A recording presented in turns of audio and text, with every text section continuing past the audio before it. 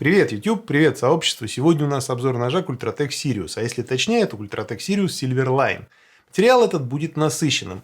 Тут был крайне любопытный тест, и он был долгим. Собственно, поэтому этот материал выходит только сейчас. Но начать, собственно, я хочу с того, что такое Silverline. Здравствуйте, друзья! У нас есть новая информация по сегменту Ultratech Production. Прежде всего, хочется сказать, что для нас главной целью создания сегмента Production было разделение ножей на подшипниках и ножей на шайбах. Ultratech – это ножи с продуманной эргономикой и с высокими эксплуатационными качествами, присущими EDC-ножу. Многим уже известно, что особое внимание мы уделяем термической обработке. Авторская методика ТО и ТЦО от нашего партнера Дениса Фролова. Это сложный и многоэтапный процесс, который позволил нам раскрыть потенциал современных сталей. Создавая сегмент Production, мы руководствовались целью сделать более доступные ножи, сохранив все основные характеристики, присущие нашему премиум-сегменту, такие как продуманность конструкции, эргономика, качественная термическая обработка, высокие функциональные характеристики и так далее. Первым пилотным проектом в этом сегменте стал «Товарищ». Было выпущено 100 ножей с номерами. Но мы столкнулись с тем, что название сегмента Production вводит людей в заблуждение и не соответствует действительности, так как подразумевает под собой массовое производство, где такт выпуска исчисляется тысячами, а не ограниченными маленькими тиражами, как в нашем случае. Мы стремимся к тому, чтобы делать тысячи и десятки тысяч ножей. Но на сегодня Ultratech – это небольшое частное производство, находящееся на территории России. Нашему производству без малого всего 5 лет. Ножи Ultratech – это ножи, полностью сделанные в России, от 3D-проекта до выпуска даже самого маленького винтика. И, к сожалению, на данный момент мы можем себе позволить только ограниченные партии. Максимально до 300 единиц для ножей на подшипниках и до 100 единиц для ножей на шайбах. Именно по причине малого такта выпуска мы решили пересмотреть и скорректировать нашу политику в отношении сегмента Production. И начиная с проекта Sirius, все ножи на подшипниках будут классифицироваться нами как Silverline. В клипсе стоит вставка с лого из серебра. А для наших будущих проектов ножей на шайбах сегмент Goldline. В клипсе этих ножей будет вставка с лого из золота. Это цитата из инстаграма Ultratech, и думаю, вопрос о названии закрыт исчерпывающе. Sirius – это среднеразмерный нож, назвать его маленьким, по сути, язык не поворачивается. Титановый лайнер-лок с длиной клинка 85 мм и весом 108 грамм. Однако, это довольно редкий формат для Ultratech и первый такой нож в сегменте Silverline.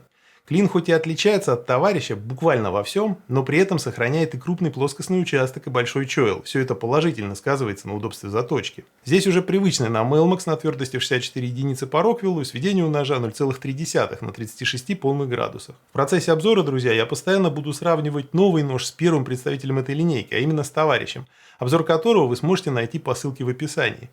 Тест этого ножа шел около 2,5 месяцев. И это произошло не потому, что Elmax стал как-то зубодробительно резать, сверхзлобно резать, а потому, что тестов по сути было два.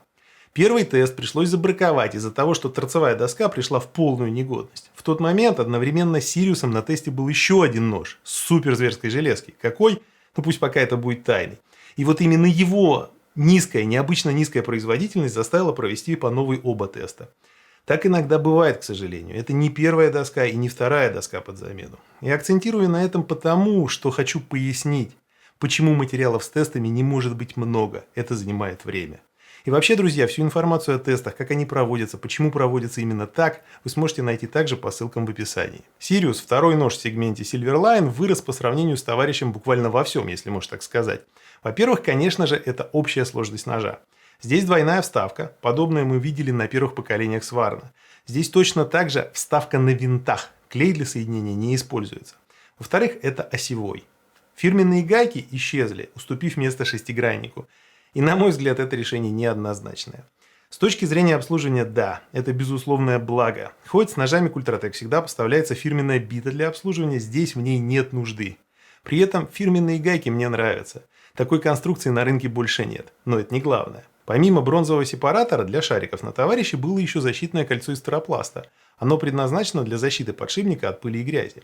На Сириусе же это кольцо бронзовое. И это тоже не главное касательно осевого.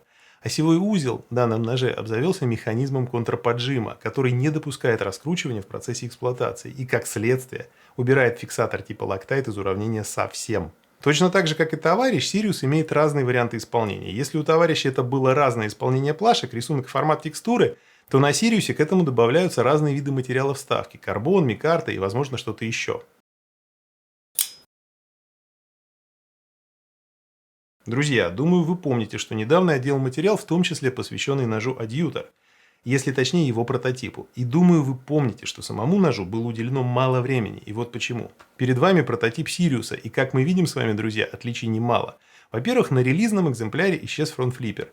Технически он есть, и при определенной сноровке можно даже пользоваться, но на прототипе он был куда как фактурней. Почему исчез?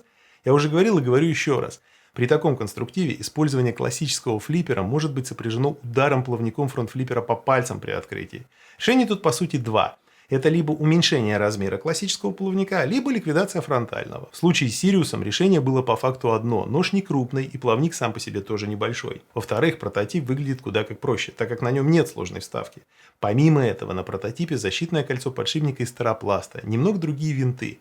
На релизном экземпляре их разнесли. Винт контрподжима не спутать с основным.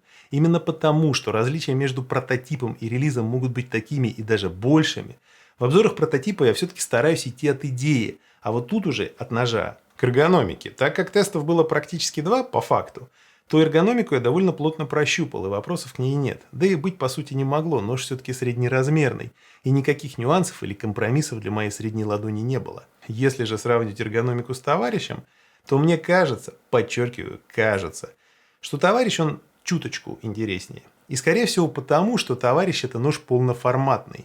Тогда у вас, разумеется, возникнет вопрос: Руслан, а почему, собственно, кажется? А потому что, друзья, результаты перед вами.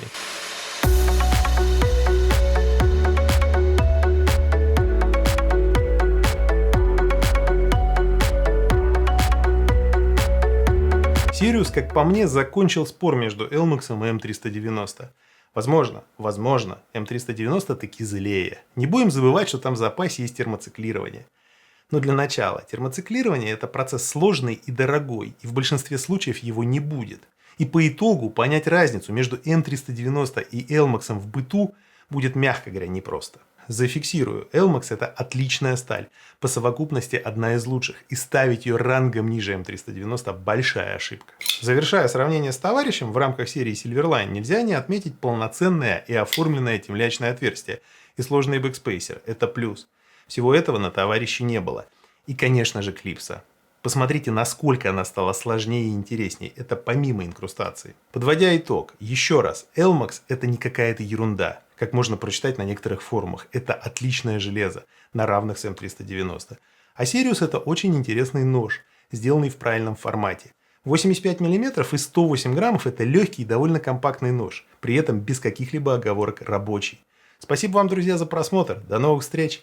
Пока.